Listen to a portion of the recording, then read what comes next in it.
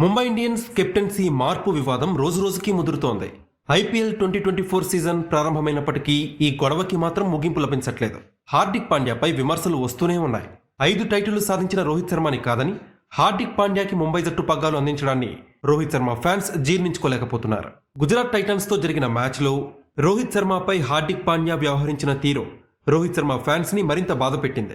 ఈ మ్యాచ్లో రోహిత్ శర్మకి కనీస గౌరవం కూడా ఇవ్వకుండా హార్దిక్ పాండ్యా ప్రవర్తించాడు అని హిట్ మ్యాన్ ఫ్యాన్స్ ఆరోపిస్తున్నారు. రోహిత్ శర్మ సలహాల్ని తీసుకోవడానికి హార్దిక్ పాండ్యా కొంచెం కూడా ఇష్టపడలేదని అంటున్నారు. అంతేకాక రోహిత్ శర్మని ఉద్దేశపూర్వకంగానే బౌండరీ లైన్ వద్ద హార్దిక్ పాండ్యా ఫీల్డింగ్ చేయించాడని పేర్కొంటున్నారు. సీనియర్లకి గౌరవం ఎలా ఇవ్వాలో రుతురాజ్ గైక్వాడ్ని చూసి హార్దిక్ పాండ్యా నేర్చుకోవాలని కామెంట్స్ చేస్తున్నారు. ఇటీవల చెన్నై సూపర్ కింగ్స్ జట్టు పగ్గాల్ని రుతురాజ్ గైక్వాడ్ అందుకున్న విషయం తెలిసిందే. అయితే మాజీ కెప్టెన్ ధోని సలహాలతోనే రుతురాజ్ గైక్వాడ్ ఫీల్డింగ్ సెట్ చేశాడు.